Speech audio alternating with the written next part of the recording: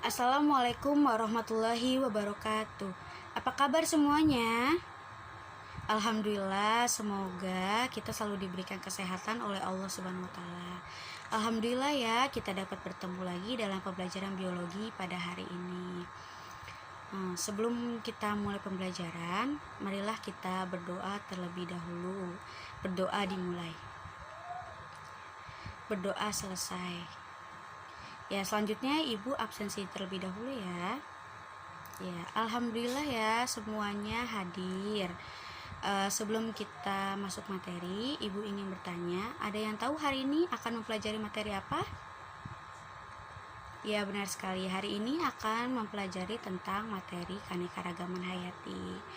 Ada yang bisa jelaskan apa yang dimaksud dengan keanekaragaman hayati? Ya, terima kasih atas penjelasannya. Ya, jadi kita langsung masuk saja ya dalam materi keanekaragaman hayati. Jadi, apa sih yang dimaksud dengan keanekaragaman hayati? Keanekaragaman hayati adalah keseluruhan variasi, baik bentuk, penampilan, jumlah, dan sifat yang dapat ditemukan pada tingkat gen, spesies, ataupun ekosistem. Hal ini terjadi karena adanya adaptasi. Nah, selanjutnya kita akan bahas tentang tingkat keanekaragaman hayati. Jadi, tingkat keanekaragaman hayati itu ada 3. Yang pertama, keanekaragaman hayati tingkat gen.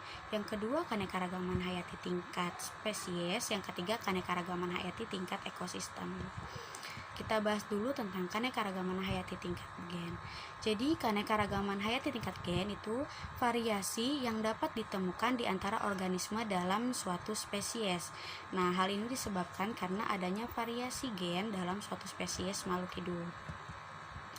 Nah, keanekaragaman hayati tingkat gen ini biasa disebut varietas.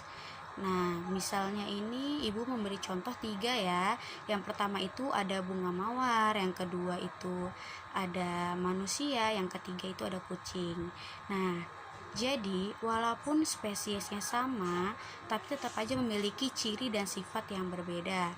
Contohnya seperti bunga mawar yang memiliki warna yang berbeda-beda, sedangkan manusia itu memiliki ciri yang berbeda pula. Contohnya warna kulitnya berbeda, rambutnya berbeda, ada yang lurus, ada yang keriting, warna rambutnya berbeda, ada yang warna rambutnya coklat, ada yang hitam gitu. Dan kucing pun sama, warnanya berbeda-beda, memiliki ciri khas tersendiri. Oke, selanjutnya kita bahas tentang keanekaragaman tingkat spesies. Nah, keanekaragaman tingkat spesies ini keanekaragaman yang ditemukan pada komunitas atau kelompok dari suatu spesies makhluk hidup, tetapi dia satu genus atau satu famili. Nah, jadi di sini Ibu memberi contoh itu ada yang pertama singa, macan tutul, harimau, dan kucing. Jadi walaupun mereka spesiesnya berbeda, tetapi sama satu family, yaitu famili Felidae. Yang kedua, Ibu memberi contoh pohon kelapa, pinang, lontar, pohon palem, pohon aren.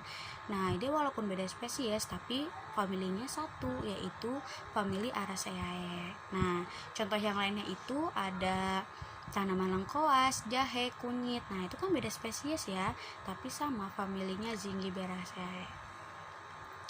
Oke, lanjut. Selanjutnya ini kita ke keanekaragaman tingkat ekosistem. Nah, keanekaragaman tingkat ekosistem ini keanekaragaman yang dapat ditemukan di antara ekosistem. Nah, hal ini terjadi akibat perbedaan letak geografis yang menyebabkan perbedaan iklim. Nah, perbedaan iklim dipengaruhi oleh temperatur, intensitas cahaya, curah hujan, dan lamanya penyinaran. Nah, karena faktor-faktor ini itu dapat berpengaruh terhadap jenis flora dan fauna pada suatu daerah. Nah, keanekaragaman tingkat ekosistem ini dibagi menjadi 2, ada ekosistem darat dan ekosistem perairan. Oke, kita lanjut ke ekosistem darat terlebih dahulu. Jadi, di ekosistem darat ini ada biomanya. Nah, biomanya ini ada hutan hujan tropis, ada savana, ada padang rumput, gurun, hutan gugur, taiga, dan tundra. Nah, untuk hutan hujan tropis ini dia itu wilayahnya biasanya memiliki iklim tropis dan tingkat keanekaragamannya juga tinggi. Untuk savana itu memiliki ciri khas padang rumput yang disertai dengan beberapa pohon. Nah, dia juga ditemui di daerah yang beriklim tropis. Selanjutnya itu ada padang rumput. Nah, padang rumput ini curah hujannya itu tinggi, rumputnya tumbuh dengan subur tapi tanpa adanya pohon. Jadi bedanya savana dengan padang rumput, kalau savana itu ada beberapa pohon, sedangkan padang rumput itu tidak ada pohon sama sekali. Selanjutnya ini ada gurun. Nah, gurun ini curah hujannya rendah, suhunya ekstrim dan sifatnya itu tandus. Selanjutnya ada hutan gugur ya. Hutan gugur ini biasanya dimiliki oleh daerah yang memiliki 4 musim. Nah, ciri khasnya itu daun-daunnya berguguran. Selanjutnya ada taiga. Nah, taiga ini sama biasanya di daerah yang mengalami 4 musim. Nah, cuma dia memiliki ciri khas yaitu pohonnya itu biasanya berbentuk jarum. Nah, selanjutnya itu ada tundra yang terakhir. Nah, tundra ini suhunya itu sangat rendah. Jadi dia itu contohnya seperti di benua Antartika, dan biasanya musim dinginnya itu bisa mencapai 9 bulan. Seperti itu. Nah, selanjutnya ada ekosistem perairan. Nah, ekosistem perairan ini dibagi menjadi dua, ada ekosistem air tawar, ada ekosistem air laut. Nah, kalau ekosistem air tawar itu berdasarkan keadaan airnya itu ada dua macamnya. Yang pertama itu ada lentik atau tenang, yang kedua itu ada lotik atau mengalir. Jadi lentik itu contohnya itu ada danau dan rawa, sedangkan kalau lotik itu mengalir kan, berarti contohnya itu sungai dan air terjun. Untuk ekosistem air laut berdasarkan macamnya itu ada laut dalam, terumbu karang, estuari, pantai pasir, dan pantai batu. Ya. Nah, selanjutnya kita akan bahas keanekaragaman hayati di Indonesia. Nah, secara umum persebaran flora dan fauna dipengaruhi oleh letak geografis. Nah, berdasarkan wilayahnya dan karakteristik flora dan fauna, Indonesia dibagi menjadi 3 bagian. Ada bagian barat, bagian tengah, dan bagian timur. Sedangkan berdasarkan garis Wallace dan garis Weber, maka flora dan fauna di Indonesia terbagi menjadi 3 tipe. Ada tipe asiatis, tipe peralihan, dan tipe australis.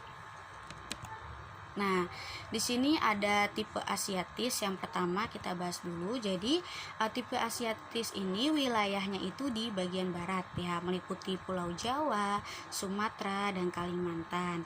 Untuk floranya yang ditemukan itu heterogen seperti tanaman lumut, paku, jamur, meranti, mahoni, dan damar.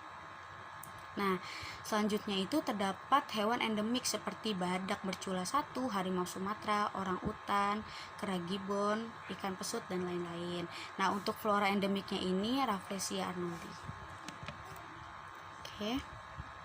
Selanjutnya ada tipe peralihan. Nah, untuk tipe peralihan ini wilayah Indonesia di bagian tengah. Nah, itu meliputi Pulau Bali, Nusa Tenggara, dan Sulawesi. Nah, terdapat fauna tipe asiatis seperti kera dan tipe australis seperti kuskus. Jadi, peralihan ini di tengah-tengah antara tipe asiatis dan australis. Nah, flora ini didominasi oleh rempah-rempah seperti pala, cengkeh, cendana, eboni, dan anggrek. Ya. Selanjutnya, hewan endemiknya yang ditemukan yaitu ada komodo, anoa, babi rusa, dan burung maleo. Nah, di sini ada contohnya, Ibu kasih gambar itu gambar cengkeh dan komodo. Nah, selanjutnya ada tipe australis. Nah, tipe australis ini wilayah Indonesia di bagian timur. Nah, ini meliputi Pulau Papua, Maluku, dan sekitarnya. Nah, floranya antara lain itu ada pohon sagu, nipah, pohon rasa mala, eukaliptus dan matoa. Nah, untuk fauna endemiknya di sini ada burung cendrawasih, kasuari, nuri sayap hitam dan kanguru pohon. Nah, di sini Ibu memberi memberi gambar contoh pohon nipah sama burung cendrawasih. Ya, jadi cukup sekian materi hari ini. Ya, jika ada yang kurang dipahami bisa ditanyakan.